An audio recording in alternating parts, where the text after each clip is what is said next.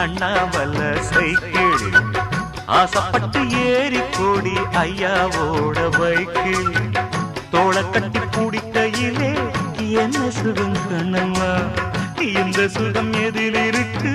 இன்னும் கொஞ்சம் போவோமா அடடா